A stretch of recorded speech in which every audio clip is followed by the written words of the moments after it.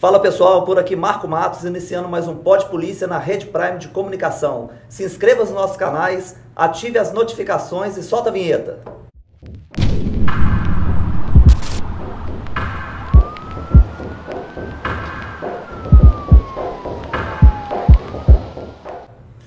Elson Matos, delegado-geral de polícia, e estamos aqui começando mais um episódio do Pod Polícia. E hoje nós temos o prazer de apresentar, de conversar, de entrevistar o Dr. Rogério Greco, secretário de Justiça e Segurança Pública de Minas Gerais. Dr. Rogério, obrigado pela sua presença aqui no nosso canal. É uma satisfação enorme recebê-lo aqui.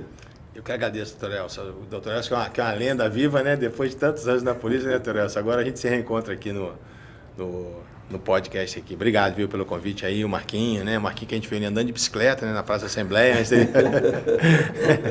Marquinho também, que tem esses anos todos, né, Marquinho? Valeu. Marquinho, né? Sempre, né? Desde lá de trás, então é um privilégio estar aqui com vocês, viu? Obrigado. Doutor Rogério, vamos te perguntar logo de início, né? Doutor Rogério Greco, né, é um egresso, né, do Ministério Público, de Minas Gerais, professor de Direito Penal, Processo Penal, hoje secretário, mas a gente gostaria de saber quem foi o doutor Rogério Greco antes de entrar para o Ministério Público. Doutor, você tem que ir lá atrás, hein? Voltar um pouco. Ainda bem que tudo está prescrito, né? Está prescrito. Pode contar tudo, não tem problema não. Sou carioca, né? Assim, o sotaque, a gente sai do Rio, mas o Rio não sai da gente, né? Então sou carioca, nasci no Rio, né? Sou carioca, como dizia antigamente, né? Carioca da gema, nem sei se falam mais esse negócio de carioca da gema. Antigamente falava, o cara é carioca da gema e do ovo. Porque quem mora em Niterói não é carioca, né? Me desculpa a galera aí, a gente chama de papagoiaba lá no Rio, né? Papagoiaba. E eu nasci no Rio, né, na Tijuca, né, vivi a vida inteira na Tijuca e comecei a minha faculdade de Direito aí aos 17 anos e com 26 anos eu acabei passando no concurso MP. Jamais pensei em sair do Rio. Você sabe que todo carioca é bairrista, né? Acho que só existe o Rio, né? E quando falava de Minas, cara, é impressionante. Por mim, aqui, para mim, nem tinha difícil em Minas, era só fazenda. Muita gente, quando falava Minas Gerais, né, era leite, queijo, essas coisas todas, né? E aí depois, quando a gente sai no Rio, a gente vê que tem um mundo, né? Fora do Rio, né? Então eu entrei aqui no MP em 89 e nunca mais quis voltar para o Rio. Então me adaptei 100% aqui a nossas Minas Gerais, então foi muito bom. Então desde 89 que a gente está aqui no MP. Mas os cariocas, eles passam muito em concursos, né? Nas profissões jurídicas aí, que é o nosso meio, sempre que a gente está no curso de formação ou a gente está em contato com um promotor, com um juiz, tem muito delegados, investigadores, Sim. Tem muita gente do Rio, né? Na verdade, assim, Marquinhos, hoje já está dividido, né? Porque na minha época, quando eu passei no concurso aqui do MP em 89, nós éramos aproximadamente aí 65% a 70% cariocas e paulistas. E quando eu cheguei aqui, doutor, eu achei estranho, porque a gente vem de ônibus, né? Vem numa excursão do Rio, chega aqui, toma as vagas todas. Mas porque na época aqui não tinha cursos preparatórios do nível que tinham no Rio e São Paulo. Tanto é que quando a gente chegou aqui, eu e mais dois amigos, quando a gente percebeu esse cenário, a gente falou, assim que a gente estiver perto, a gente vai montar o nosso curso. Que, não sei se você lembra, né, era o Pretório, né, que foi o Pretório, chegou a ser o segundo maior curso do Brasil. E em 94 a gente montou o curso. Só que depois disso veio o Luiz Flávio Gomes, né, o falecido professor Luiz Flávio Gomes, um queridíssimo amigo. Era um camarada fora da curva, um cara inteligentíssimo. À frente da época, não, né? Muito à frente da época. Foi delegado, foi promotor, juiz. Mas o Luiz Flávio, desde aquela época, já falava em interrogatório virtual, audiência virtual, e todo mundo atirando pedra, nessas coisas. Então ele era um visionário. Então naquela época, o que o Luiz Flávio fez? A gente não tinha internet do jeito que a gente tem hoje. E aí o Luiz Flávio, ele começou com os cursos online, né? Só que naquela época a gente alugava pedaços do satélite da Embratel. Então, assim, quem fosse um franqueado, vamos dizer dessa forma, é como se fosse uma TV. Então, no Pretório, por exemplo, tinha aquela bitelona de antena.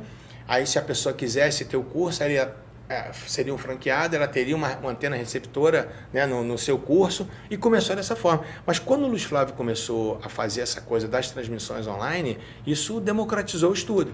Porque o sujeito podia estar em qualquer rincão, em qualquer cidade do Brasil, qualquer interiorzaço, né, com pouquíssimo acesso, que ele teria acesso aos melhores professores. Então, hoje, essa coisa do concurso público, ela está muito democratizada. E agora com a internet, então, né? Eu vejo a galera reclamando, fazendo concurso, né? Chorando, isso, aquilo, outro. A gente não tinha essas coisas de internet, você não pesquisava em Google. A informação não chegava tão fácil. Não, eu me lembro, Marquinho, eu sempre fui de classe média eu não tinha dinheiro para ficar comprando livro, comprando essas coisas. Então, eu ia para a biblioteca pública. Então a gente tinha que ficar estudando por livro antigo, né? livro ultrapassado. Então hoje não, o cara que quer realmente passar no concurso público, se ele tiver esse foco, ele consegue, porque a gente tem todas as ferramentas. Então nem precisa do cara assim, ter uma condição financeira boa, eu preciso de um curso preparatório, não precisa. Eu só preciso ter força de vontade, porque concurso não é para qualquer um, né?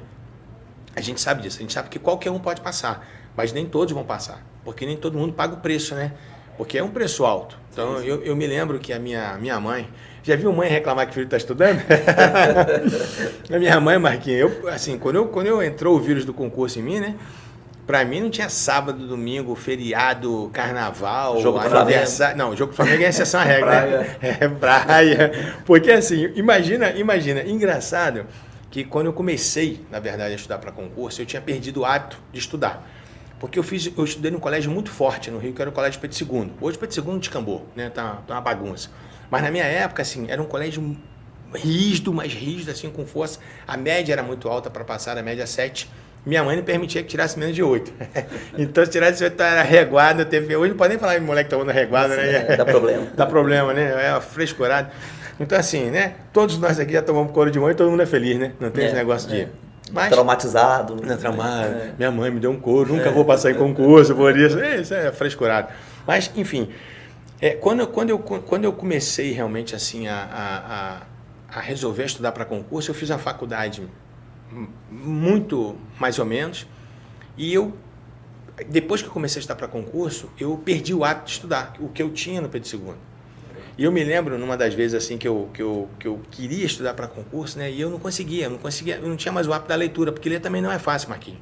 Você se concentrar, você parar embaixo de uma luz artificial, né? A gente que gosta de atividade assim, de esporte, a gente quer estar na rua, a gente não quer estar embaixo de uma luz, né? Ali lendo, dia todo, né? O dia todo, né? E eu me lembro que uma das vezes assim que eu já estava quase para dormir, eu não tinha paciência para estudar, eu cheguei conversando com Deus, eu falei assim, Deus, muda minha força de vontade. Eu quero acordar um dia de domingo, de sol, meus amigos todos me chamando para ir para a praia, de moto. Eu falei assim, não, hoje eu vou estudar direito tributário. Pensa numa força de vontade. E assim, e você sabe que isso aconteceu? Eu acabei, Marquinhos, me transformando viciado em estudos. E eu estudava, doutor Elson, 10 horas, 12 horas, 14 horas, com a maior facilidade. Então, para mim era difícil parar o dia, para interromper o dia de estudo. Então, assim, eu fiquei nessa coisa e até que eu comecei a fazer os concursos, né? Mas foi engraçado que o primeiro concurso que eu fiz, eu tinha um mês mais ou menos estudando no curso preparatório para concurso, que tinha lá no Rio, né? Era um curso excelente, chamado CEPAD. E eu fui fazer a prova, me lembro como se fosse hoje. E eu estava com os amigos, né? Assim, era uma prova de procurador da República. Dificílimo, né? Dificílimo. Era num domingo essa prova na UERJ. E eu já marquei com os meus amigos, né? Pô, a gente acaba a prova daqui pra praia e tal. Tudo já organizado, né? Já pensando na praia, um mês de estudo. E aí eu sei que eu cheguei na sala, Marquinhos, e eu peguei a prova, né?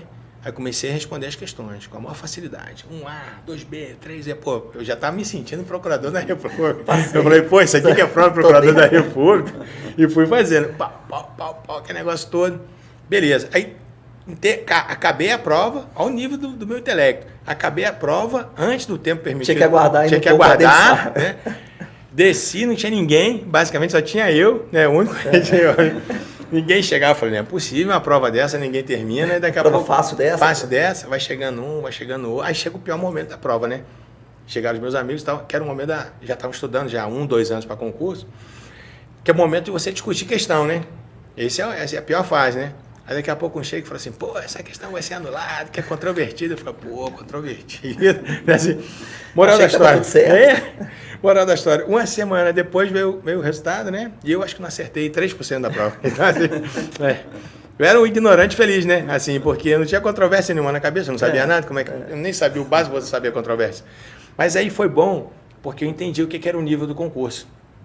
Então, quem faz concurso, né, tem que estar preparado para isso, tem que estar preparado para ser reprovado. A reprovação é natural. A reprovação só não pode te interromper. Só não pode ser um obstáculo definitivo se você tem um alvo. Tem que te impulsionar. Exatamente. E sabe o que eu percebia também, Torielson? Assim, como eu era de família de classe média, média baixa, eu acho que a gente que vem de baixo, a gente tem mais força de vontade do que a galera que está... Não estou criticando a pessoa que está em situação financeira boa, não. Isso não, vai passar também. Mas eu digo assim, porque às vezes a necessidade, ela empurra a gente para frente. Eu precisava passar. Para mim era questão de vida ou morte. Porque eu sempre mantive a minha mãe, né, desde 13 anos que meus pais se separaram. Então eu passei a ser o provedor da casa. Eu passei a ser o chefe de família com 13 anos. Então, assim, meu pai não pagava pensão, foi preso por falta de pagamento de pensão de alimentos e fugia. Aquela coisa toda de encrenca de família, ainda que todo mundo tem, né? Ninguém está imune a isso. Então, assim... E aí era só eu e minha mãe. Me lembro minha mãe vendendo as coisas de casa para poder ter. E assim, Marquinhos, a gente tinha vizinhos assim, fantásticos, sabe? Falar, você passou fome? Não, nunca passei fome, porque nunca deixaram acontecer nada com a gente. Então, assim, roupa, era sempre os vizinhos que me davam. Então, se você me perguntar se eu sei marca de roupa, você liga. Mas curto todas. Então, assim, quando eu ganhava as roupas dos meus vizinhos, cara, pô, era show de bola, tudo novinho, tudo legal, né? E isso foi bom. Então, mas quando chegou um ponto, quando eu comecei a advogar, que eu via que eu não tinha como me sustentar na advocacia, porque na minha família eu sou o único formado. Então meus pais não tinham um ensino, hoje chama, né, fundamental, na época era primário, né, meus irmãos, ninguém. Então não tinha parente que era formado, nada. Então, na verdade, isso começou comigo. Então era muito difícil você ter pessoas para te procurar, para te dar um caso, orientar, né? Então hoje a gente vê essa nova geração, a gente que já passou por tudo isso, pô, os caras pegam o boi demais, porque se tiver paciência para escutar, né, quem tem um pouquinho, normalmente os caras não têm paciência, né? Os caras, né, acham que sabem tudo, né, assim? Mas a gente sabe um pouquinho o caminho das pedras, né? Como o sujeito pode, né, ser bem sucedido, honestamente, com dignidade, porque eu acho o concurso uma coisa muito democrática, porque o senhor não precisa conhecer ninguém para o senhor passar em concurso. Eu não conhecia ninguém. Torielson, quando eu passei no concurso do MP, eu precisava de 3 cartas de referência de autoridade. Eu nunca conheci uma autoridade na minha vida. Na verdade, eu conhecia uma autoridade, que era um delegado que tinha lá no Rio, bravo pra caramba, esqueci o nome dele agora, que a gente ficava jogando bola na rua e chegava dando cacete em todo mundo. Era o Hélio Vigio. Hélio Vigio. Lá na Tijuca, né? Tinha a 19ª delegacia lá. Quando via a viatura do Dr. Vigio, era um sacode, era um corre-corre que tomava bola. Ia ter que pedir a recomendação para ele. E eu me lembro que assim, até os meus amigos que tinham, né, esse relacionamento tiveram que pedir para mim, para professor de curso, entendeu? Então assim, eu acho isso bacana. Muitas vezes as pessoas assim, desacreditam o concurso, é uma estupidez, né? Concurso é carta marcada. Isso é cara de idiotice. Né? É o camarada que não conseguiu passar por algum motivo e jogando a culpa. Aí começa a minar, exatamente. É o fraco, né? O cara que não paga o preço. Quando a gente fala pagar o preço, não é preço financeiro, não, até também. Mas assim, é o preço de vida mesmo. Eu fiquei, graças a Deus, o meu tempo não foi tão longo, mas eu fiquei aproximadamente aí 2 anos estudando para concurso. Então, e numa progressão. E o legal de concurso é que às vezes as pessoas acham assim, Marquinhos, eu fiz uma prova, fui tão bem na prova passada, agora fui mal, né? O que está acontecendo? Cada concurso é uma história. Então, o cara não é porque o cara foi muito bem no concurso anterior que ele vai bem no próximo concurso. Porque a gente tem afinidade com matérias, a gente tem coisas que a gente gosta mais. Às vezes o examinador, né, gosta de coisas que você gosta também. Isso tudo faz parte. Né? Influencia na aprovação ou não? Influencia. Mas, por exemplo, o MP para mim foi um divisor de águas. Então, a primeira vez que eu recebi um contra-cheque, já era pouquinho naquela época, você sabe bem disso, não era como hoje. Eu vejo galera do MP reclamando hoje. Não, irmão, faz isso. Uma vez eu fui com um colega, eu estava nativo aí, fui com o ex-procurador-geral, fomos num lugar aí, numa comarca aí. Pô, o cara recém-concursado, bicho. Primeiro dia que o cara tá vendo procurador-geral, o cara já vem falando de vencimento. Eu falei, meu irmão, tu é cara de pau pra cacete, porra. Olha quanto tu ganha, rapaz. Que tá reclamando de quê? Né? Na nossa época, isso em 89, a gente ganhava muito mal. Muito mal. Então, assim, a gente ganhava tipo 40% que ganhava um juiz e o juiz já ganhava pouco. Então, por isso que eu falo, sempre com os amigos da polícia, né? Sempre que eu vou em academias e tal, eu sempre falei com a turma assim, irmão, olha só, briga por garantias. Porque quando você tiver as garantias legais, ninguém te segura. O dinheiro é importante, a gente precisa viver, sobreviver agora, com dignidade. Mas quando você começa... Marquinhos, olha o MP antes de 88. O MP não Zé, o MP era nada. Tinha até o... O senhor lembra do promotor ad hoc? O senhor chegou a lembrar? Não lembro, não. Antigamente não tinha um advogado, o delegado calça Delegado curta? calça curta. O que era o delegado calça curta? Você pegava um sargentão, um bigodão, não é assim? Ele era o Nomeava delegado, ele. nomeava ele. No MP era a mesma coisa. Então o que acontecia antes da Constituição de 88? Pegava um advogado, eu não tinha um MP na comarca, eu nomeava esse advogado para funcionar no processo como promotor. Dessa época nós temos exemplo de promotores que fizeram concurso para delegado, passaram para delegado, porque na época o salário... Horrível. Então, o que as pessoas têm que entender é que as carreiras elas vão se consolidando aos poucos. Nada cai de paraquedas. Eu não tenho um pacote completo. Ah, você vai ganhar bem, agora você vai ter estrutura, agora... Não é assim. As coisas vão devagarinho. Então, quando eu cheguei na minha primeira comarca, quando eu cheguei lá, Dr. Elcio, eu não tinha mesa, eu não tinha cadeira, eu não tinha máquina de escrever. Não sei nem se a galera sabe o que é máquina de escrever. Assim, não tinha máquina, não tinha papel. Então, tudo que a gente pedia ao juiz, diretor do fórum. Né? A gente ficava mendigando para poder trabalhar. Então, assim, hoje o que é o MP? O MP é um monstro. Hoje é uma das instituições mais fortes do Brasil, o MP. Se reinventou. Né? Sabe? Foi crescendo, hoje você chega em qualquer... Marquinhos, na minha época, o critério de escolha de comarca é se tinha ou não tinha asfalto. Se eu podia chegar, se tinha estrada de chão ou era asfalto, entendeu? Então, hoje assim, mudou demais. Então, assim, por isso que eu não tenho muita paciência, né, quando eu faço, às vezes, umas lives, um negócio assim, que a galera começa a reclamar de um tanto de coisa, bicho, porque não conhece a história, não conhece o passado. O cara reclama. Eu acho que o cara tem direito de reivindicar, sim. É importante que a gente esteja sempre querendo melhorar. Isso é normal. Mas não é também achar que o cara vive numa desgraceira, que tudo tá ruim, ó dia, ó vida, ó azar. Pô, vamos projetar as coisas para frente. Né? Isso olha a polícia, doutor Elcio. Olha a polícia de 89. Olha a polícia de hoje. Como é que é completamente diferente? Olha a estrutura que a polícia tem hoje. Um exemplo recente, a PRF se reinventou, virou um monstro de polícia. Na minha opinião, o melhor modelo de polícia que a gente tem, né, no Brasil, não é? PRF não existe. Não existe.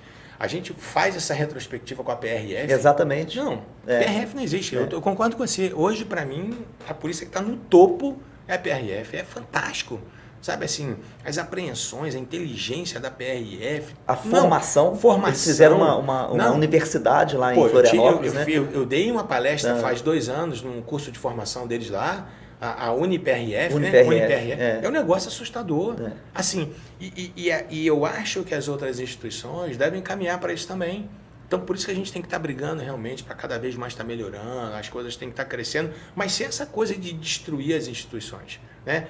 Nunca tá bom, né? Tá sempre ruim, o cara nunca tá satisfeito, sabe? Claro que a gente quer crescer, mas, pô, vamos crescer, sabe? Entendendo como é que a coisa funciona, que as coisas não vêm 100% de uma vez. Então, esse exemplo que você deu da PRF, o Ádio, que foi superintendente da PRF, foi diretor-geral da PRF, o Ádio ficou 4 anos só para chegar. Eu não sei se você lembra, você estava na palestra do Ádio, Marquinhos, no WC? Estava lá no WC. 4 anos só para chegar no uniforme da PRF. Então, assim, sofrendo críticas, né? E escolhi um coturno, né? A galera reclamava porque era claro. Assim, hoje a PRF, todo mundo imita a PRF. Todo mundo quer ter exatamente o serviço de inteligência da PRF está muito forte, muito forte. Apreensões de toneladas de drogas aí nas estradas todos os dias. Né? Então, e hoje também eu acho bacana, assim, com as polícias, doutor Elcio, uma coisa que eu nunca consegui, né, no Ministério Público, nesses 30 anos que eu fiquei no MP, foi integrar as tropas, sabe? Integrar as polícias, porque sempre foi cada um no seu quadrado. Então, assim, a Polícia Civil não confia na PM, a PM não confia no sei o quê, o MP não confia em ninguém, o juiz não confia menos ainda. Então, assim, cada um seu. Seu quadrado. E isso é um erro. Isso é um erro, sabe? Porque o Estado, nós somos o Estado, a gente representa o Estado. Eu não posso, se tiver um servidor corrupto, que eu pune esse cara. Mas eu não posso deixar de ter um projeto, sabe, de Estado, de inteligência única, comum, sabe? Porque eu não confio na outra instituição. Isso é ridículo, isso é absurdo. Faz 2017, eu fiz um curso nos Estados Unidos sobre terrorismo e organizações criminosas transnacionais. Nós éramos 45 da América Latina e 5 do Brasil. Foi até onde eu conheci o Cris. O Cris, que é o subsecretário de de inteligência inteligência. da Sejusp. No final, o que aconteceu? Nós criamos um grupo de WhatsApp e depois eu me dei conta do seguinte, todo mundo foi chamado ali só para ter o grupo de WhatsApp. Sabe por quê? Hoje aconteceu alguma coisa no México, Você tem... eu mando mensagem, meu irmão, o que está acontecendo aí? Está precisando de alguma ajuda? Aconteceu alguma coisa no Brasil aqui? Ele fala, pô, Rogério, e aí, cara, me explica, o que é isso? Não sei o que, papapá. Sabe por quê, Torelso? Antigamente, a gente ficava com essas divisões e o vagabundo sempre foi ágil. A gente ficava nessa coisa de mandar um ofício para a secretária do Aspone, de não sei quem, e a gente sempre foi muito burocrata. E o mundo Acabou globalizado como ele é hoje, acabou, né? Marquinhos. Então, assim, quando a gente começou com essas operações integradas aqui, mais importante para mim era que houvesse o relacionamento entre as polícias. Então, você está operando com um camarada que não é da Polícia Civil, ele é da Polícia Militar, ele é da PRF, ele é da Polícia Penal, ele é do Socioeducativo. Isso cria vínculo. Amanhã você precisa de uma coisa de um cara lá, você liga, pô, meu irmão, porra, me ajuda nisso aqui, assim. Encurta o caminho, né? Encurta. Você vai quebrando essas barreiras, cara, que a gente foi construindo ao longo dos anos aí, e graças a Deus hoje a coisa já está muito melhor do que era na minha época como promotor. E pegando esse gancho aí, você falando sobre a modernização do Ministério Público, a gente falando da PRF, a gente falando das reivindicações que a gente... Né, que os policiais, que as forças de segurança devem fazer, a gente está passando por um momento conturbado aqui no Estado, né, por conta das reivindicações das forças, né? Polícia Penal, Polícia Militar, Polícia Civil estão na estrita legalidade, enfim. Como secretário de Segurança, qual que é a sua visão de estudo que está acontecendo, está passando na sua gestão, né? Qual que é a sua visão de estudo? Esse posicionamento aí das forças de segurança, eles deveriam fazer realmente isso, eles estão fazendo isso exatamente para o crescimento das forças de segurança em prol da sociedade mineira? Assim, doutor Elcio, eu estava passando o meu melhor e agora o meu pior momento, né? Com certeza, eu imagino porque isso. A gente está em meio a um furacão, sem possibilidade da nossa secretaria resolver, porque muitas vezes a gente é cobrado por coisas que não são nossas. Eu posso chegar numa padaria e querer que o padeiro me dê 1 quilo de carne de qualquer jeito. Falei, irmão, isso aqui é padaria. Eu não posso dar 1 quilo de carne. Vai no açougue, entendeu? Né? Guardadas as proporções, é isso. Lá na Sejusp, a gente não tem essa capacidade de poder conceder reajustes, recomposições. Isso não faz parte da secretaria. O que a gente faz é essa integração entre as polícias, essas coisas todas. Mas, doutor Elcio, eu sempre defendi e sempre vou defender que não só a polícia, sabe? A gente que lida principalmente com segurança pública, as instituições de uma forma geral, elas têm que ter um vencimento digno. É um absurdo que algum policial, que algum professor, que algum médico tenha uma remuneração assim, incompatível com aquilo que ele, sabe, com a função que ele exerce. As manifestações, as reivindicações, elas são naturais, elas são importantes. Eu não posso ser hipócrita porque quando eu fui do MP, nós fizemos greve em 90. Nunca o MP tinha feito greve. E o Ministério Público fez greve.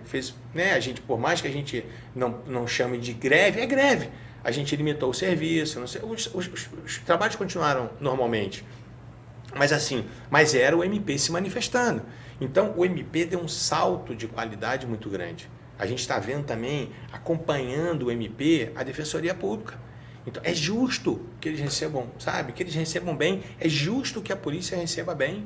Sabe? Eu não sei, eu não sou político, não conheço o meio político, né? Assim, quem me conhece sabe que eu sou verdadeiro nisso que eu falo, que eu não tenho, assim, não tenho essa via política. Então, eu sou o politicamente incorreto na secretaria, na verdade. Porque eu falo o que eu penso, independente de quem seja, sabe? Se gostar, gostou, se não gostar, amém. Não estou preocupado se eu vou agradar. Eu só falo o que é certo, o que eu acho, pelo menos, que é certo. Porque quando a gente fala, tá até errado, né? Mas, para nós, é o certo. Então, assim, essas manifestações, elas parece que aconteceram por conta de um acordo que havia sido feito, mas eu não estava aqui, eu não sei como é que foi o processo de confecção lá atrás. Eu entrei, nossa equipe entrou faz 1 ano e 3 meses, né, Marquinhos? Então, assim, eu não estava... 2021, né? Fevereiro de 2021. Então, assim, eu não participei da construção desse acordo, mas pelo que eu vejo dentro do governo, parece que houve uma alteração do entendimento do Tribunal de Contas que levou Minas ao estágio basicamente máximo da Lei de Responsabilidade Fiscal. Então não é que o Estado não queira efetivamente fazer a recomposição, não é isso. É uma questão de legalidade. Né? Eu não é a minha secretaria, é o que eu escuto lá dentro. O que a gente faz é brigar por todos os policiais, não só o policial penal, não só o socioeducativo, que são diretamente ligados à nossa secretaria. Acho que é bom falar isso, né? Porque a Secretaria de Segurança aqui, as polícias, as forças que são vinculadas e subordinadas à Secretaria de Segurança... Só a Polícia Penal e o agente do socioeducativo. Né? Então a gente integra com a Polícia Civil, integra com a Polícia Militar, mas isso não quer dizer que a gente também não procure ajudar todas as forças. Por exemplo, recentemente, até o testemunho da CORE, né? A gente via que onde a CORE estava funcionando, o OESP estava funcionando, era um prédio ruim, um prédio caindo aos pedaços. Por fora até parecia bacana, né? Com muro legal, né? Mas por dentro, né? Tipo sepulcro caiado, né? Por fora, por dentro tá tudo podre. E isso é um absurdo, é um absurdo. Assim, eu não concebo, doutor Elton, assim, uma polícia trabalhar em lugar caindo aos pedaços. Isso não é digno. Quando eu como viajo muito, Marquinhos, eu conheço outras forças fora, você chega nas unidades, pô, parece um hotel, parece um negócio de luxo. Aí os caras vêm aqui e e não é só em Minas, não. Isso é uma regra. Quando eu comecei a fazer instruções no BOP, no Rio, em 2007, o Marquinhos conhece lá, o BOP, o senhor conhece o BOP lá? Não, não conheço. Assim, eu entrei na unidade e falei, irmão, isso aqui é o BOP. Isso aqui é a maior unidade de operações especiais do mundo. Isso aqui é o BOP. O cara não tem um alojamento digno, o cara não tem o chuveiro lá, você vai no sanitário, tudo sujo, tudo... Eu tô no BOP, pô, isso não pode acontecer. Você tá entendendo? Eu particularmente não aceito esse tipo de coisa. Eu acho assim que a gente tem que se valorizar em todos os sentidos. E o primeiro, na verdade, a primeira valorização é no que a gente recebe. Então, você é valorizado por aquilo que você recebe. Mas eu acho também que a gente tem que ter uma estrutura bacana, a gente tem que brigar por isso. Sabe? Então, o grande problema que eu vejo no Estado aqui também é que a gente pegou um Estado quebrado, né? Então, de governos anteriores aí que destruíram o Estado. A dívida do Estado é de 140 bi. Então, assim, como é que você lida com o Estado com a dívida de 140 bi? Até a entrada aí do Zema, ao que parece, não peguei esse período aí, mas parece que os servidores recebiam em 3 vezes. Eu acho que o seu síndico não permite que o senhor pague o condomínio em 3 vezes. Em vez de ser no 5º dia útil, ia receber lá de não é assim, onde é que o senhor paga a conta em 3 vezes? Em lugar nenhum, né? Em lugar nenhum. Entendeu? Então, assim, eu me lembro, Torelcio, que uma das primeiras reivindicações que quando eu cheguei à secretaria eu recebi foi da Polícia Civil com relação às férias-prêmio. Então, veio o sindicato conversar comigo, pô, Rogério, tá todo mundo entrando na justiça, vê que... E agora foram pagas, sabe? Então, eu acho que as coisas elas vão acontecendo aos poucos. Até o Estado voltar, né, à dignidade que ele tem que ter, que ele merece. Porque, assim, o que tinha aqui era uma bandalheira, honestamente falando. Então, assim, a gente vê na secretaria, né, Marquinhos? Tudo é enxuto, todo mundo se preocupa com tudo. Então, muitas vezes, o cara trabalha na cidade administrativa, é cheio de mordomento, tem nada. Porque a gente não tem nem café. A gente tem a cafeteira. A gente tem a cafeteira, que a gente leva a cápsula, que a gente faz as coisas. Isso é legal. Sabe por que isso é bom? Não é o povo que tem que pagar meu café, não, ué. Eu posso muito bem comprar uma cápsula de café e pagar, a cápsula. Por que eu tenho que pagar meu café? Entendeu? A gente tem que ter o básico. Então o Estado tem que entender. Marquinhos, vê lá, a gente vai viajar, não tem farra, não. Não tem comitiva. Não tem comitiva, não tem nada disso, não. Normalmente eu viajo sozinho. Se precisar alguém me acompanhar, me acompanha. Mas a gente trabalha assim. Eu trabalho na secretaria pior do que fosse para mim. Porque eu sou muito mais econômico com o dinheiro lá do público do que o meu. Porque o meu eu faço o que eu quiser. Se eu quiser torrar meu dinheiro, eu torro. Rasgar, não é? É meu direito, eu trabalhei, não estou roubando para ganhar meu dinheiro. Até o ladrão torra até mais do que a gente, né? Mas é isso, mas eu acho que se Deus quiser, a gente vai passar por essa fase aí, né? Tudo é fase, né? O senhor já viveu quantas fases? O senhor é uma lenda viva. Quantas vezes o senhor já viu essa história acontecer, né? Só que eu acho assim, a gente está vivendo um momento que cada vez a gente está dando um salto de qualidade maior.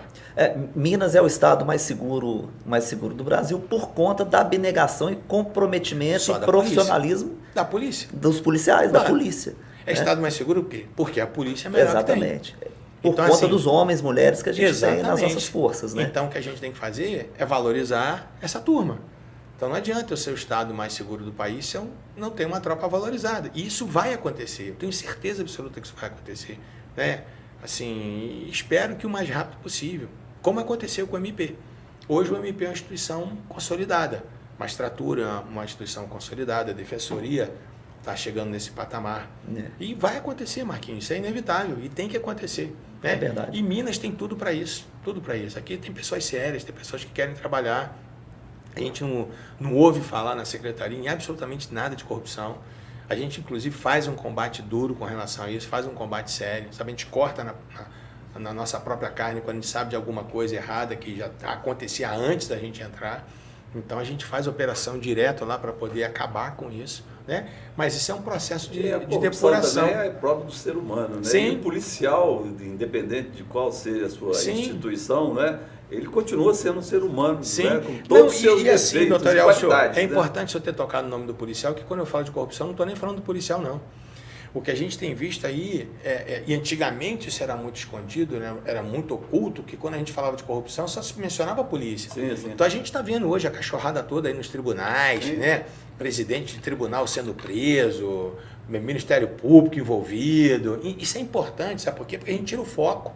Porque antigamente o foco era só a polícia. O que eu faço a comparação é o seguinte, Marquinhos, eu tenho um universo aqui de 70 mil policiais, 70, 80 mil policiais, ok. E eu tenho 1.200 promotores. Você acha que a incidência maior vai ser aonde? Proporcionalmente? Claro. Não tem nem Não comparação. é. né? Isso é. Eu fui até reprovado em lógica na minha faculdade, fui mesmo. Minha única reprovação foi lógica, acredita? E assim, mas até eu que fui reprovado em lógica, eu sei esse negócio aí. Então, não é? Mas é. Verdade.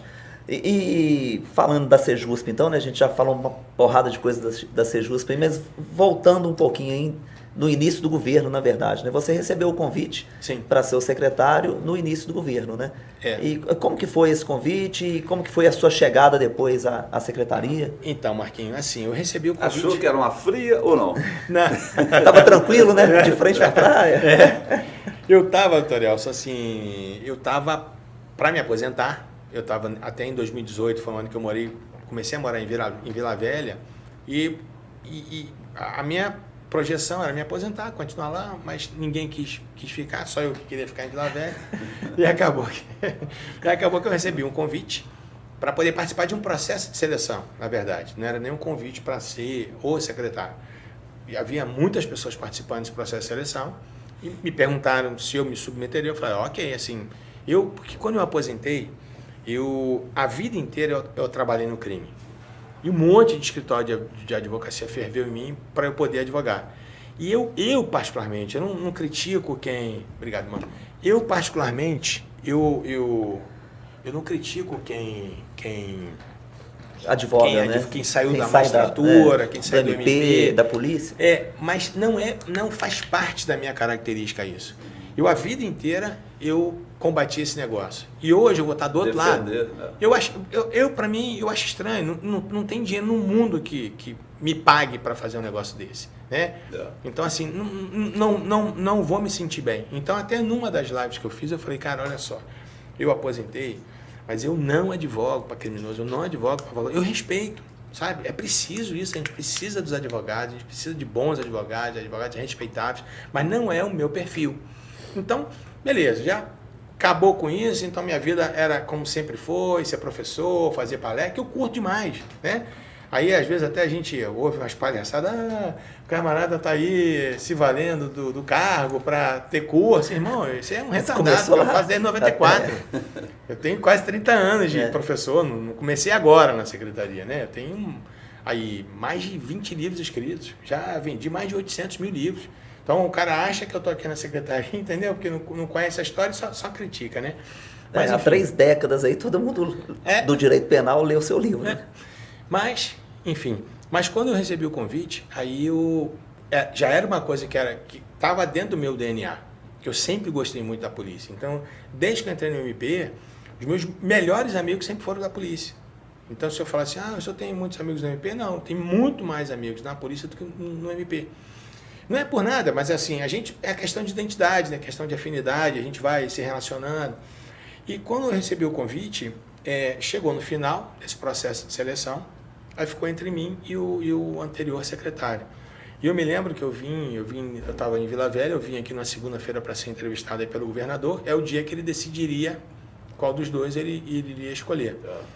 E eu sei, doutor Elcio, que chegou de manhã, assim, começou a me dar uma sensação ruim, sabe? Assim, eu já tinha falado com o Marquinhos, né, Marquinhos? Já tinha montado a equipe. Já tinha montado a equipe, já tinha feito tudo. Achando que era fácil também, né? Tipo E assim, eu já tinha convidado só meus amigos operacionais, só de ex-comandante do BOP, aqui tinha 3, né, Marquinhos? Que ia participar com a gente, eu achava que era assim. Como se fosse assim, né? Como se o negócio fosse operar todo dia. E aí nessa manhã, era uma segunda-feira, eu comecei a ter uma sensação ruim assim, e eu falei, quer saber? Eu não estou precisando de cargo, não ligo para isso, eu nunca liguei para isso, nunca quis nenhum cargo no MP, sabe? Nunca fiz parte de administração, não gosto. Sou um cara, se eu gosto, eu gosto, se eu não gosto, eu não gosto. Não sou o cara de ficar dando tapinha nas costas de gente que não sabe, que eu não tenho simpatia. Não sou assim, sou um cara, eu tenho até que melhorar isso, sabe, Torelso? Porque isso é um defeito que a gente tem. Porque a gente não precisa ser antipático com as pessoas que você não gosta, mas eu não consigo, infelizmente eu não consigo. E eu falei, quer saber? Não vou pegar esse negócio. Aí liguei para um amigo que era o interlocutor do governo, né? Aí eu falei, fulano, cara, eu não vou. Te agradeço demais. Mas o cara falou, não, você é louco, rapaz, você tem que ir e tal, vai lá, pelo menos conversar com o governador. Eu falei, não vou. Eu vou, se eu for para falar para o governador, estou disponível, pode contar comigo. Eu vou para dizer, não, tipo, não tem sentido um negócio desse. E aí eu desisti, né?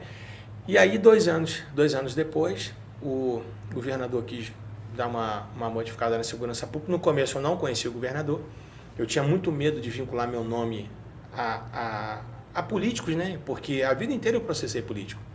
Então eu tinha medo de sujar meu nome, manchar meu nome. Eu, graças a Deus, né, saí aí incólume aí do MP, sabe, minha vida acadêmica, eu tinha minha vida tranquila, sem problema nenhum.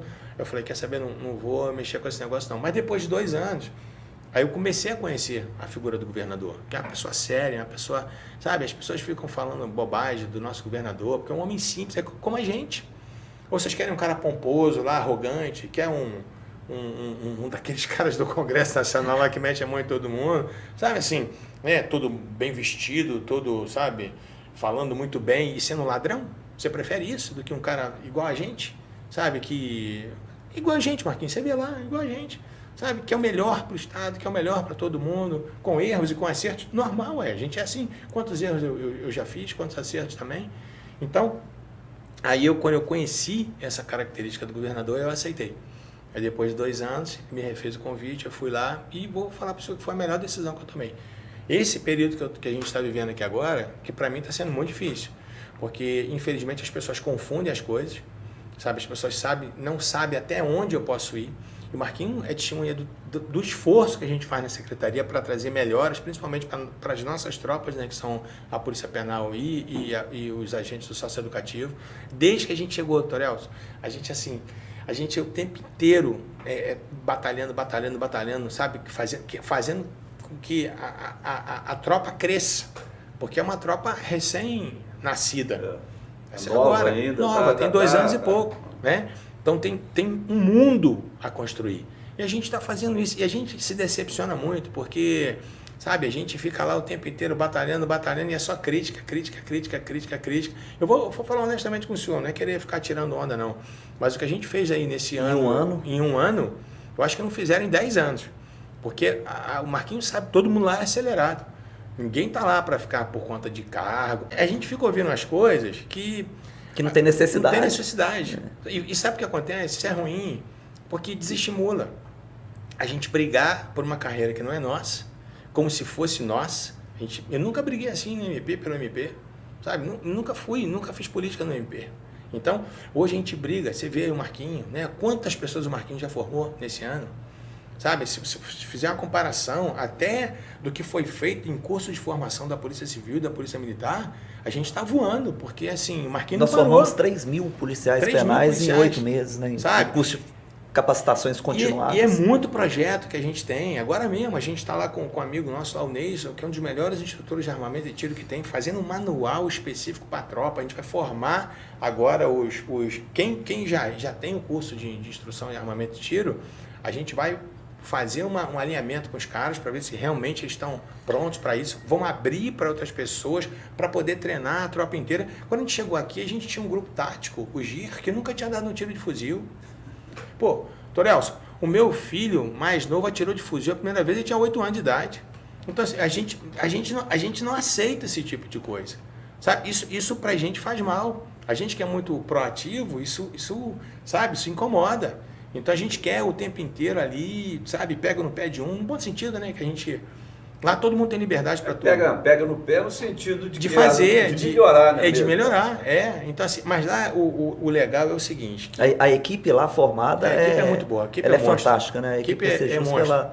Ela é excelente em todos os cargos lá, em todas as cadeiras lá. A turma vem com um problema e debaixo do braço a solução. Já resolvendo, Então, sabe, assim, eles são muito bons, muito bons. E todo mundo empenhado só para fazer com que a tropa cresça.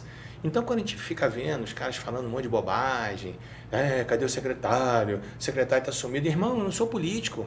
Eu não tenho que estar em palanque, não tenho que estar em carro de som, dizendo... Sabe, não é isso. Sabe, o nosso trabalho, ele é um trabalho de bastidor. É um trabalho de convencimento.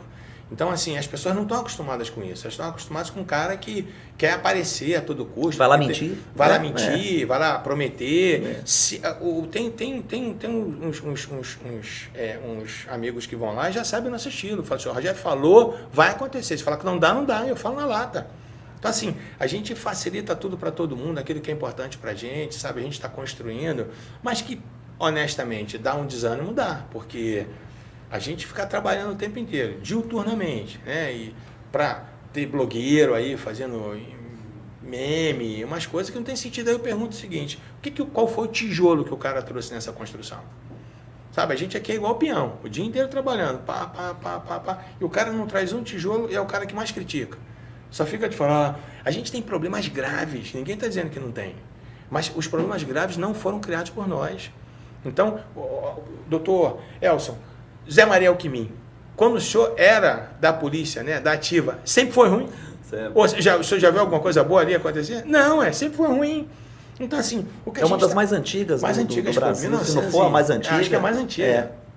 Então, assim, alimentação é uma briga que a gente tem, porque a alimentação nossa é transportada. E aí o que acontece? Às vezes pela distância, às vezes pelo calor. Cara, estraga. Aí coloca lá... marmitex estragado, como se eu tivesse a responsabilidade que o marmitex estragou.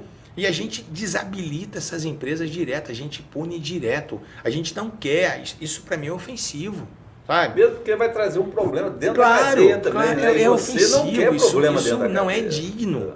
Então, por isso que desde o começo a gente brigava lá por uma série de auxílios para que os policiais penais se desvinculassem, né, sabe, da mesma alimentação do preso. Eu acho certo isso acontecer. Mas, poxa, a gente está brigando. E só toma tijolada na cabeça, como se a gente não estivesse fazendo nada. Então, quer dizer, até outro dia, o COP, o nosso curso de operações prisionais especiais, pelo amor de Deus, pô. Sabe, o Marquinhos, sabe, a gente na luta para... fazer um curso reconhecido. Nivelado por cima. Nivelado. Né? Doutor Elson, você melhorar os policiais penais, né, dentro da instituição. Doutor Elson, o senhor é um monstro na polícia, né? O senhor é uma lenda viva, né? Então, assim, o senhor sabe o sofrimento que é. Quantos anos o senhor ficou à frente da DOESP? Sabe, se não for um policial pronto, preparado, o cara tem que ser diferenciado. Não é problema com a tropa convencional, não é isso. Mas há determinadas situações que eu preciso de um camarada que vai pagar um preço que ninguém paga. É normal, não tô tirando o mérito de ninguém, não. Eu não dou conta. Doutor Elson, quando eu fui na retomada do Alemão, e assim, eu fui no segundo dia, né? Que foi... assim, acho que talvez seja até uma boa ideia a gente dar uma mudada no assunto, Sim. né? Vamos falar de coisas mais amenas, né? Como você subir no complexo do Alemão. Então, na retomada do... Foi. A gente estava fazendo um curso aqui de gerenciamento de crise com a Core do Rio. Foi. Quando eclodiu... Isso, exatamente. Tava lá a turma toda ali da Core, né? Da Core, E aí o que aconteceu? Houve essa coisa da retomada do Alemão, né? Houve essa possibilidade da retomada, né? Então, assim, eu vi a importância de uma unidade, sabe, especial. Doutor Elson, eu fui com o BOP, fui no blindado, né, da Marinha, né? Então, assim, cara, desde o embarque, um desconforto que é um negócio absurdo. Entra 50 no lugar que cabe 10, lá cabe 5, sabe? Todo mundo apertado e perna com câmera, e você não pode xingar. Sem ar. E sem ar, e todo mundo fedendo, a suor lá dentro, aquela catinga toda, e, sabe? E aquele colete... Fedor da adrenalina Não, também, ué, da adrenalina sim. principalmente. Pô, mas é um negócio bom, né? É um negócio que todo mundo gosta, é um fedor bom, né? Todo mundo tá junto, né? Tudo irmão, né? Então, assim, é aquele colete de cerâmica desse taco na frente, andando, pelo amor de Deus, andando igual o Robocop, aquele negócio lá, Marquinhos, ladeira, escadaria. Torelson, quando a gente chegava lá na base lá, e tirava aquele colete para tomar um Gatorade. Não, assim, você tava no paraíso, pô, pensa, né? Você tirava aquele colete, você tinha emagrecido no Rio de Janeiro ainda. No Rio, naquele calor insuportável, né? Então você vê assim, cara, e o que esses policiais de unidades especiais fazem, isso não tem preço. Não tem preço, né? Então, assim... E o que eles fizeram para se tornarem policiais de um grupo igual o BOP, por exemplo? Exatamente. Né? Com certeza que não houve nenhuma facilidade para eles nos treinamentos para que eles conseguissem atingir o objetivo que eles se E sabe o que propuseram, acontece? Né? E muitas vezes não sabe, a parte psicológica é uma das partes mais importantes do curso. Acho que foi em 2000 e...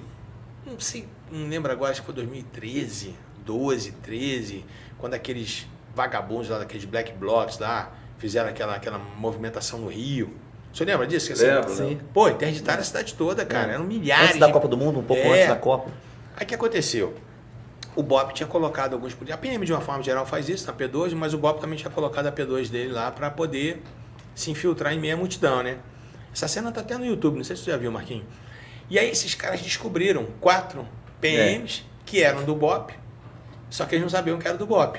E os caras estavam encurralados numa parede, os caras com barra de ferro, com corrente, com pedra, falando igual o cachorro em cima dos caras. Blá, blá, os caras tudo assim, ó. E o cara fala, porra, meu irmão, pode falar o que você quiser. Assim... Um dos princípios que regem as operações especiais é a agressividade controlada. Né?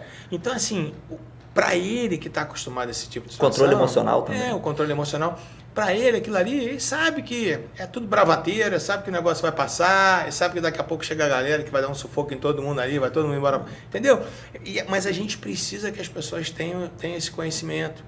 Então, muitas vezes o cara fala, não sei o que, fala alto comigo, não sei. Cara, pô, irmão, assim, faz parte do processo de forja, né? O preso, com certeza, que não vai falar com educação com um policial penal no momento de um levante na delegacia. Deixa eu ver, né? O Rio, ele é tão sui generis assim, que no Rio, a guerra psicológica começa no rádio.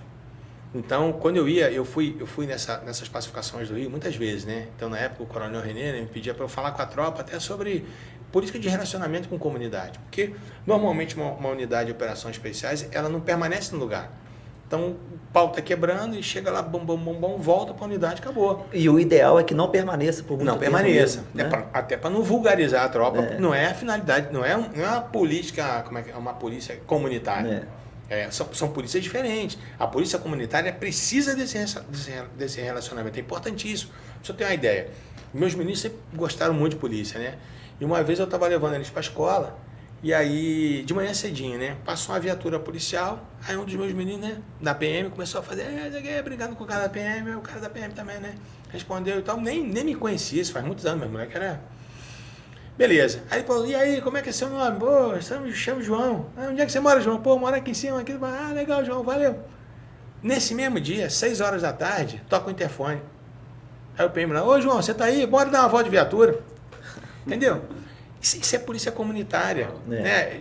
Se relacionar com a comunidade é diferente com a unidade especial. Não que a unidade especial esteja errada, são finalidades diferentes. Então o PP e BOP, por exemplo, são completamente diferentes. Diferente. Mas o que estava acontecendo naquela época? Naquela época o BOP estava retomando, mas ele tinha que permanecer na comunidade para os traficantes não voltarem, até que se implantasse a UPP. Sim.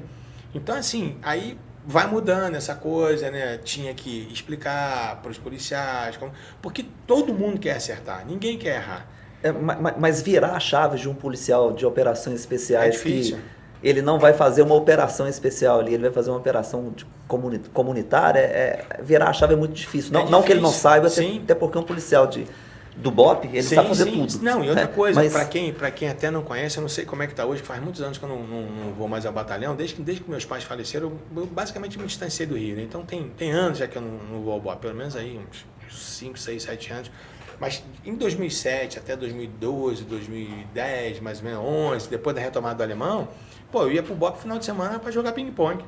Então fechava lá, né? Então assim, a gente tinha um relacionamento muito próximo, né? Então a gente, sabe, as coisas... Eu escrevi um livro, inicialmente chamado Atividade Policial, que ia ser um manual de instrução para a tropa. Depois que ele ficou muito grande, acabou virando para toda a atividade policial. Mas inicialmente seria especificamente para o BOP, era um livro que eu estava fazendo para os caras, para tirar as dúvidas do dia a dia. Por conta das palestras que você ministrava lá das aulas, né, dos encontros. Então, eu ia o tempo inteiro. Então, e o mais legal nessas palestras eram as perguntas, né?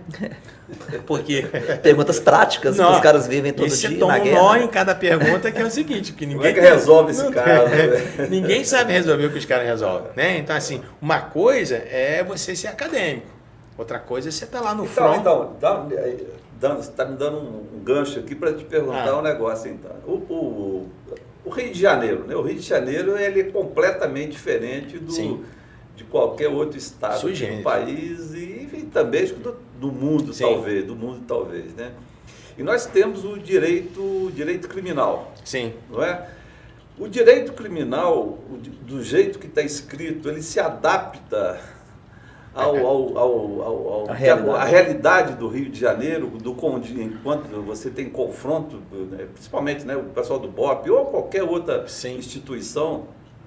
Doutor Elson, eu acho assim, que o problema não é o nosso direito penal, não. O problema é o aplicador dele. Então, por exemplo, hoje a gente tem Você acha que o direito, então, ele está no caminho correto? Eu acho que a gente tinha que mexer em pouca coisa. Por exemplo, essa audiência de custódia, para mim... não serve para absolutamente nada. Você chegar lá, na verdade, você fica até desprestigiando o policial, porque a primeira pergunta que te faz se você foi torturado. Se apanhou, né? Se apanhou, como se isso fosse a regra, né? Então, assim... Antigamente, talvez até fosse, né? Mas hoje... Não, isso acabou. Isso acabou há décadas. Se eu perguntar hoje para a geração o que é pau de arara, ninguém nem sabe. Vai pensar que é o caminhão lá do Nordeste. Mas é, né? O que é pau de arara? Você lembra disso, não, Marquinhos? É o caminhão, pô. Então, assim, mas hoje essa geração não tem mais... isso acabou, né? Aquela coisa de tortura no sistema. Acontece excepcionalmente. O ser humano é ser humano, né? Claro. Tem os ignorantes, tem os camaradas que ainda se valem da força bruta, mas não é regra, isso já foi. Então, acho que assim, o grande problema que a gente tem hoje é com a aplicação do direito penal e principalmente pelas nossas cortes, né? O Supremo, por exemplo. Se eu ver, nessa guerra que o Rio vive, a gente tem a decisão aí do ministro Fachin impedindo, basicamente, que a polícia cumpra o seu papel. Então, só em situações excepcionais. O senhor mesmo falou, o Rio, por si só, ele é uma situação excepcional. Já é uma situação excepcional. Eu não preciso de mais nada. Qual lugar aqui que a gente vai andar aqui, Marquinho, que você vai ver vagabundo portando fuzil? Não, qual lugar do mundo as forças policiais precisam de veículos blindados para adentrar em algum lugar? Então, assim, eu quando eu cheguei aqui, como eu fui no BOP em muitas comunidades e tal, assim que eu assumi a secretaria, eu falei, eu quero conhecer... a nossa realidade aqui das comunidades, né? Aí fui com a turma da Rotan, a gente foi, a primeira incursão que eu fiz com eles foi com a Rotan, com a Polícia Militar aqui. Aí nós fomos na Serra, que supostamente era uma comunidade assim, ali é Disneylândia, isso não existe. Doutor Elson, graças a Deus, a gente tem que ajoelhar no milho, Marquinhos, porque a gente ainda mantém isso, sabe? Para chegar no status do Rio, isso são anos de abandono, anos de negligência do Estado. Então, um estado que teve todos os seus governadores presos. Quem não morreu foi preso. Então, isso é um absurdo. Não tem alguma coisa errada, né? Não tem lógica. Né? Não tem lógica uma coisa dessa. Então, hoje já se tem uma estimativa que o Rio tem aproximadamente 60 mil traficantes de drogas. Hoje, por conta dessa decisão do Supremo Tribunal Federal, grandes traficantes de outras facções criminosas de outros estados estão se escondendo nos morros cariocas. Então, assim, isso é horrível. Sabe? Então, e se Deus quiser, isso não vai acontecer aqui. Então, E o que é engraçado é que parece que a gente não aprende com a história, né? Sim. Porque o Brizola fez isso lá na década sim, de 80. 83. Em 83 ele proibiu as polícias Exatamente. de subir morro É. e tal. E tem E agora vem uma decisão agora de Exatamente. 2020, pô. E tem um ditado do Burke, Marquinhos, que é tiro e queda. O Burke fala assim, quem não conhece a sua história está condenado a repeti-la. Acabou. Então, assim, a gente tem que aprender com o passado para não cometer os mesmos erros. Ou a gente está agindo de má fé, sabe? Eu fico pensando, meu Deus, por que acontece isso? Eu fico com dó do Fabrício, né? Que é o 01 da Core do Rio, lá um irmãozaço que a gente tem. Sabe, se submeter a isso. E outra coisa também, eu sempre tenho falado nisso, sempre tenho batido nisso, mas assim, a mídia, ela tem que, sabe, ela tem que rever seus conceitos. Porque a gente fica vendo, né, o senhor sofreu isso muito, né, a polícia de uma forma geral, a mídia sempre falando contra, mas o senhor ainda pegou uma época em que a mídia gostava quando o policial prendia o vagabundo, não pode chamar vagabundo, não, né? Não, vagabundo pode, é cidadão delinquente, né? Cidadão infrator. É, infrator, né? Então, assim, não é preso, né? Como é que é? IPL, indivíduo privado de liberdade, não é favela, a comunidade carente. Não é, sabe? Ai, meu Deus, o bicho é a mimizada, é a frescorada de hoje em dia. A gente falou que a gente vai fazer um podcast só sobre os mimimis. Seria bom isso. A gente vai ficar uma hora falando só de mimimi. Vai ficar o dia inteiro falando das mimizadas. Mas assim, eu acho que essas experiências são importantes para a gente não errar aqui. Né? Então, acho que a gente vive num estado privilegiado, graças principalmente às forças policiais, né, que mantêm o controle, não permitem que isso aconteça. Por isso que eu falo, né, por mais que as pessoas critiquem, não sei o quê, a polícia ela tem que ser valorizada em todos os sentidos, a começar pela sua remuneração. Isso é básico, isso é padrão. Né? Como eu disse para o senhor antes, eu acho que isso vai acontecer num tempo curto, aí, se Deus quiser. A gente merece isso, todos nós merecemos isso. Né? Eu não sou polícia, eu gostaria muito de ter sido, não fui. Então, mas por que fez o Ministério Público e gosta tanto da polícia? Torelson, assim, se eu tenho noção, quando era problema de salário? Não, na eu época não ganhava nada. Na época até que não ganhava nada, não. Eu não fiz concurso para a polícia porque na época não aconteceu. Né? Eu gostava tanto da polícia que eu tinha um Chevette. E no Chevette eu botei até uma sirene no Chevette. Aquela sirene. Você lembra aquela buzina que você ligava? Todo mundo na rua ficava tirando a hora, me sacaneando. Mas assim, eu sempre tive essa afinidade, essa paixão aí pela polícia. Mas e hoje, né? Deus realizou esse sonho, porque agora eu lido com todas, né? De uma vez só, né? Depois de ter aposentado. Depois de 30 anos. De 30 anos, veio para realizar um sonho que estava lá no começo da década de 90, no final da década de 80, né? Eu queria voltar um pouquinho sobre o Pretório. O Pretório foi um dos maiores, né, o segundo maior curso preparatório do Brasil. De onde você falou que surgiu essa ideia quando vocês viram que aqui em Minas Gerais não tinha cursinhos preparatórios bons e tal. Mas de onde que surgiu a ideia de você começar a escrever livros, virar esse doutrinador que você virou? Qualquer lugar que você chega, ou alguém fala, pô, dá uma dedicatória aqui no livro, porque demais. Eu estudei pelo seu livro, ou a minha filha está estudando pelo seu livro. Isso é muito bacana, né? No Brasil inteiro. É legal, né? Demais, Marquinhos. E de onde que surgiu essa ideia de escrever? Então, na verdade era o seguinte, eu era professor de Direito Penal do curso, né?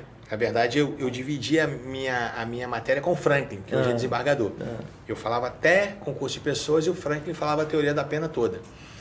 E assim, eu tinha o meu roteiro de aulas, que eram tópicos, que eu anotava, que eu achava importante para não esquecer. Aí a galera ficava assim, pô, gente, faz um resumo. Eu falei, não, para fazer um resumo eu vou fazer uma coisa bacana. E aí eu fiz o primeiro livro, que foi editado até pelo próprio curso. Porque eu trabalhava com meu pai, eu trabalhei um tempo com meu pai, ele trabalhava com as gráficas, então eu sabia essa coisa de como construir, né, como fazer uma edição. E aí eu fiz o meu primeiro livro lá e foi interessante que nessa época, o William Douglas, que é um desembargador federal, irmãozaço. Nós conhecemos ele. Quando o William vier aqui, se vocês quiserem bater um papinho com o William, bacana, na hora. Ele vem em abril. Vamos marcar com ele. Vamos. E aí o William, eu era vice-presidente da associação, eu não conhecia o William, e o William veio aqui para dar uma palestra na associação. E a Ímpetus já era dele, não? Era dele. Ele estava começando com a Ímpetus. Ele tinha aquele livro Como Passar em Provas e Concursos, que já era um sucesso. E aí o William veio e me pediram para levar o William para almoçar. Aquele negócio, né? Veio um convidado, né? Você pagou o almoço dele? A associação pagou. A associação pagou. E aí o William veio E no final da palestra eu falei, William, bora almoçar e tal, não sei o quê, não sei o quê. Ele falou, ó, eu vou fazer o seguinte, tá vindo, eu vou me encontrar com uma amiga aqui, o Pachecão, do professor de física. Você lembra dele? Lembro. O Palomar aqui. Palomar. Eu vou almoçar com o Pachecão, porque eu tô com os projetos com ele. Eu falei, quer saber? Então vai lá, cara, não tem problema não, depois a gente te leva para o aeroporto, não sei o quê. Ele falou, não, vem almoçar com a gente que eu quero conversar contigo também. Eu falei, ok. Aí fui. Aí no meio da conversa, o William já sabia que eu tinha um livro aqui, que eu tinha um curso, que eu tinha um livro. E ele chegou para mim e falou o seguinte, olha, eu tenho uma editora, a gente está começando com a editora, e eu queria editar o teu livro por lá. Aí eu falei, William, deixa eu te falar uma coisa honestamente. Eu sei o quanto você vai me pagar e eu sei o quanto que eu ganho no livro eu editando. Não me interessa fazer um negócio desse. Eu vou ganhar 10% de direitos autorais e o percentual que a gente ganha fazendo a própria edição é muito maior. Então não tem interesse. Numa boa, não te agradeço e tal. Ele falou, cara, vamos fazer o seguinte. Você tem a sua própria publicação, mas você vai distribuir esse livro em nível nacional. E eu vou. Eu falei, William, vamos fazer então o seguinte. Eu fico com Minas, eu distribuo meu livro em Minas, no meu curso, e você faz no restante do Brasil. Vamos fazer assim? Os livros com capa diferente, o mesmo miolo, só que capa diferente. Ele falou, vamos, mas em um ano tu vai estar me entregando esse livro aí, você vai ver. Em menos de um ano eu estava me entregando para ele. E eu me lembro assim, que quando aí depois eu fiz o livro todo de parte geral, né, que no começo era só até as minhas aulas, e até na minha estante que eu tenho no meu escritório, eu tenho toda a ordem cronológica dos livros, assim, sabe? Um exemplar de cada dos livros que eu publiquei até hoje. O livro de parte geral já está acho que na 24ª edição, ou 25ª. Então, assim, tem muita estrada nesse livro. Aí, eu me lembro, Marquinhos, quando eu peguei a primeira distribuição desse livro de parte geral, acho que eu vendi 3 ou 4 livros. Veio a planilha, né? Pô, eu peguei aquele e falei, escrevi assim, glória a Deus, obrigado. E assim, depois, graças a Deus, o livro estourou e eu já vendi aquilo que eu falei, mais ou menos uns 800 mil livros. Em torno disso. É muito livro. Aqui, voltando lá no Rio de Janeiro. O Rio de Janeiro, pra gente, que é policial, é um modelo pra gente perceber, né, o que pode ser feito, o que não pode ser feito. É um laboratório mesmo. É um laboratório, isso, é um laboratório. Isso eu tenho experiência lá, né? Tem uma experiência lá, né? O senhor tomou tiro foi lá, né? Não, eu tomei o tiro foi em Taubaté, São Paulo. Tá. Na Via Dutra, mas... entendi. Pensei que tivesse sido no Rio, né, cara? Eu conheço a história, mas não sei. No Rio eles já foram lá. No Rio eu estive lá fazendo uma investigação no sequestro de Além Paraíba. E eu fiquei lá uma semana, quase duas semanas mais ou menos, no Rio de Janeiro. O que eu tomei de dura da PM lá foi sem tamanho, né? Mas a gente conseguiu sobreviver e a gente conseguiu recuperar a menina lá em Queimados. Lá em Queimados. Essa área de vocês é foda. Eu, particularmente, Torelson, eu acho que não existe crime mais terrível do que a extorsão mediante sequestro com resultado de morte. A extorsão mediante sequestro por si só já é terrível porque causa trauma pro resto da vida, mesmo depois que a pessoa sai da família. A família toda, né? Toda, né? Todo mundo sabe, tá todo mundo sequestrado, na verdade. Exatamente, A vida da família para. Né? Eu ia te perguntar uma coisa, agora eu vou perguntar uma outra coisa, depois eu retorno nessa pergunta anterior. O sequestro, por exemplo, né? O sequestro, normalmente você consegue prender um dos sequestradores. E essa pergunta eu fiz lá em Brasília, na Academia da Polícia Civil de Brasília. Teve um pessoal da Scotland Yard, estava dando um curso lá, aí eu fui fazer esse curso lá. Então, evidentemente que eles dão, né, o curso é direitos humanos, etc, não sei o quê. E eu também sempre segui essa cartilha, né?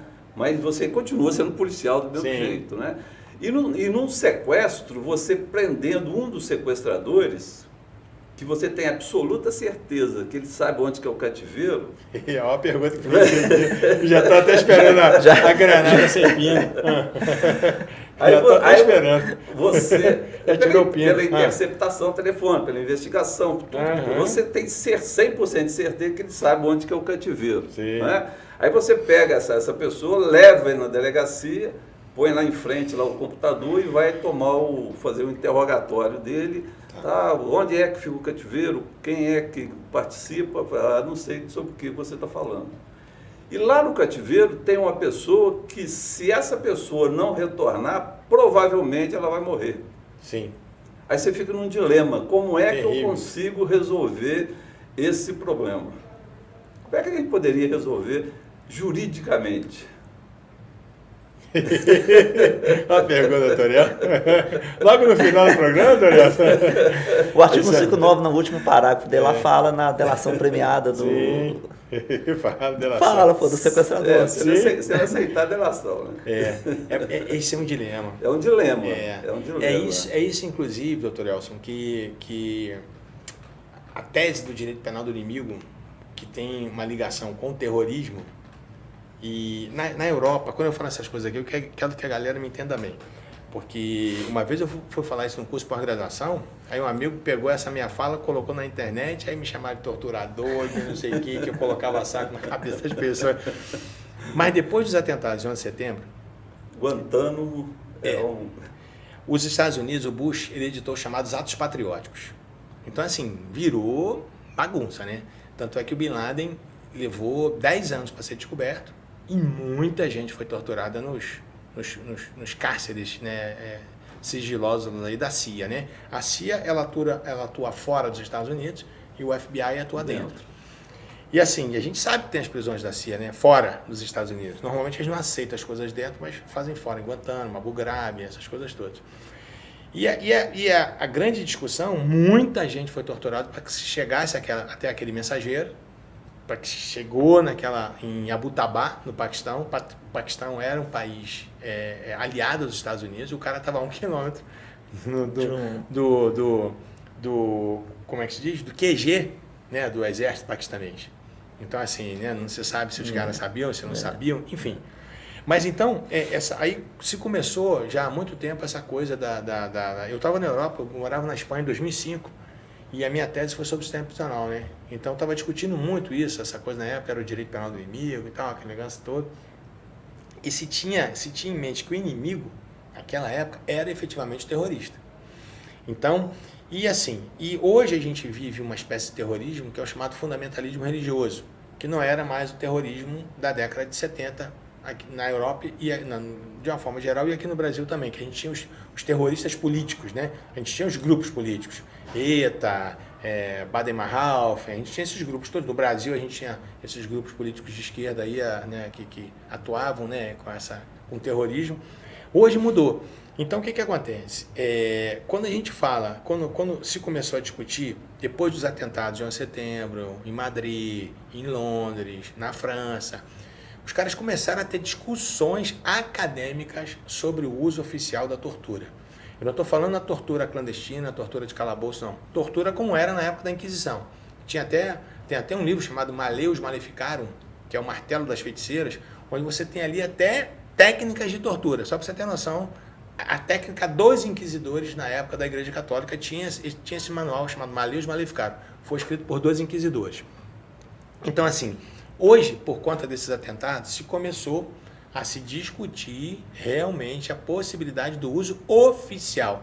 Mas essa discussão é a discussão que não tem fim, por quê? Porque, primeiro, se eu tiver uma possibilidade de uso oficial da tortura, o senhor tem que ter um torturador. Então imagina fazer concurso para torturador. Porra, até abriu concurso para torturador. Pensa, abrir concurso para torturador, vai chover de gente.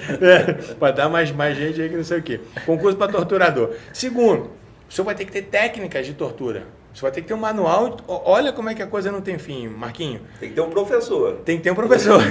Aí começa com pescoço de frango, aí vai subindo assim. Enfim, mas essa é uma discussão terrível, por quê? Porque depois dessa discussão do uso oficial da tortura, o próximo exemplo é esse que o senhor deu.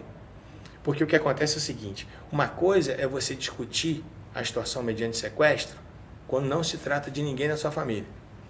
Outra coisa é você discutir quando alguém nessa família está sequestrado. É muito delicado. Obviamente, não quero que a galera me entenda mal aqui, não. Ninguém está defendendo tortura, não é isso.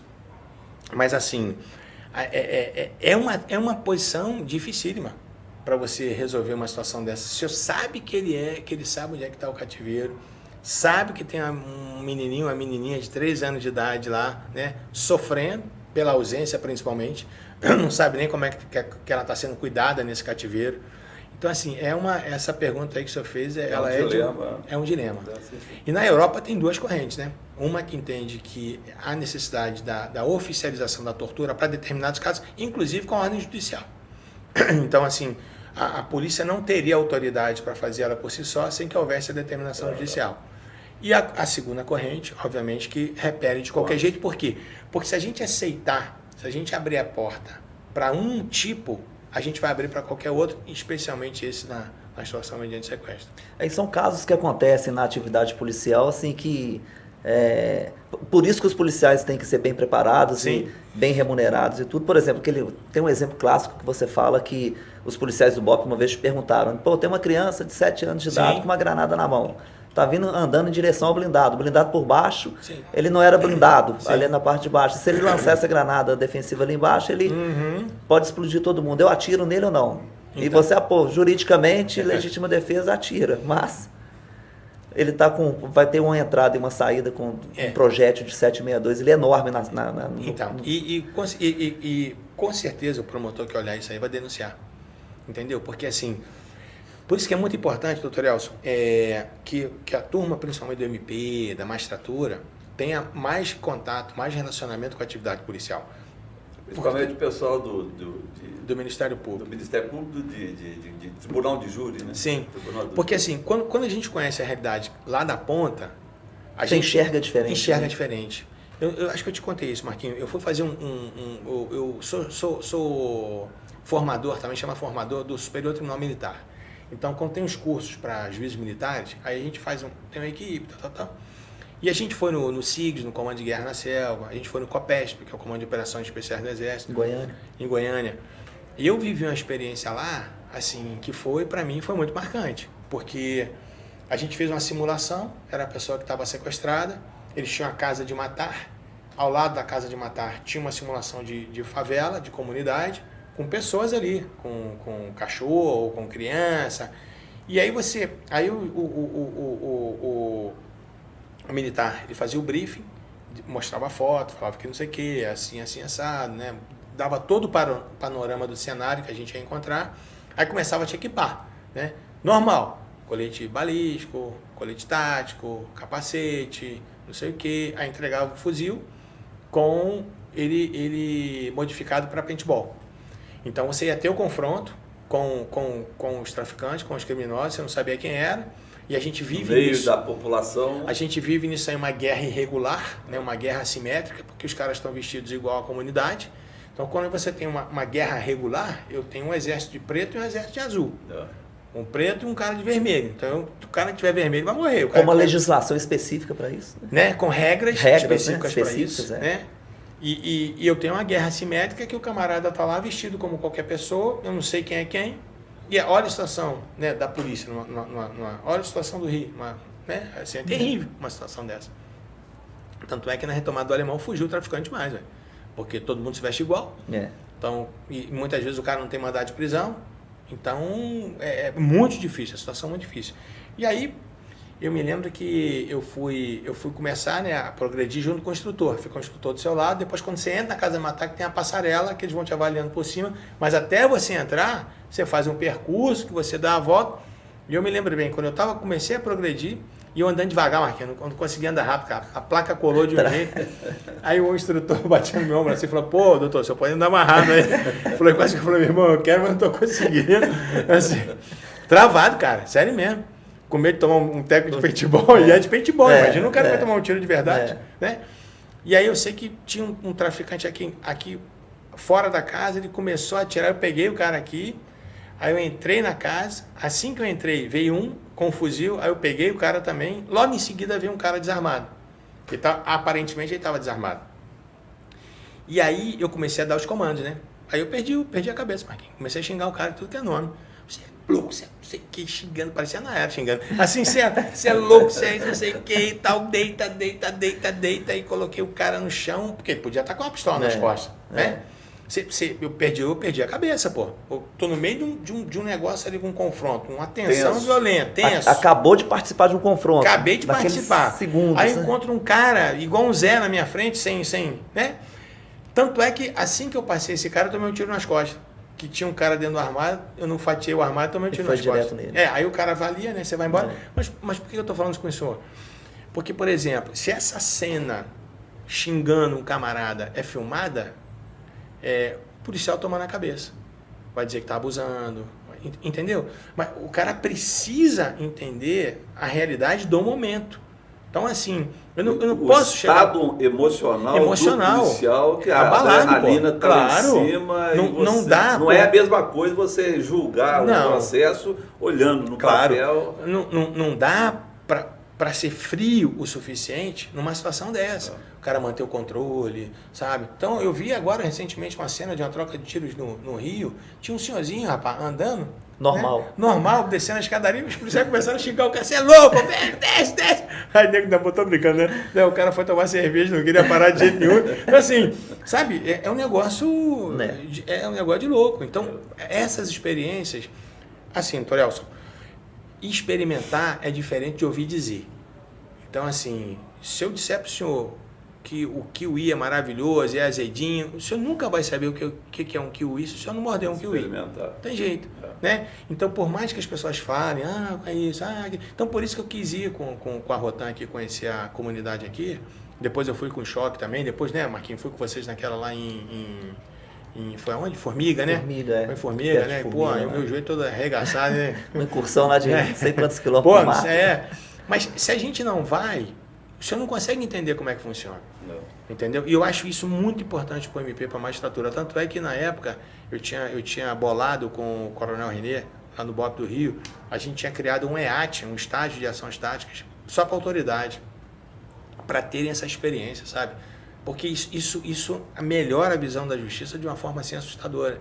Então, quando você lida com colegas que têm essa experiência, a visão dele é uma. Quando o senhor lida com colegas que, assim, não estou criticando, né? Mas o camarada ele só está no gabinete dele, só vê o inquérito. Eu nunca vi foto de morto bonito. O senhor já viu? Eu falei, pô, esse cara morreu bem bonito esse morto aqui. Todo morto é feio, pô, né? Então, choca, a imagem choca, mas você tem que ver qual foi a situação, que o camarada foi, né? Mas Verdade. A gente teria papo aqui para ficar uns 2 dias conversando com você, mas a gente vai encerrar. Não sei que você queira falar mais alguma coisa. Não, aí. Bom demais, Marquinhos. Bom demais. É um prazer estar com vocês aqui. O prazer é nosso. A gente queria agradecer, né? Você é um dos maiores nomes aí do Brasil, da área do direito. Você tá falando, meu pai na verdade, eu estou com 2 lendas aqui. Meu pai é uma lenda na área dele de sequestro. Você é um dos maiores juristas do Brasil. Secretário de Segurança aqui fazendo um trabalho fantástico, né? Um irmãozão, um amigo.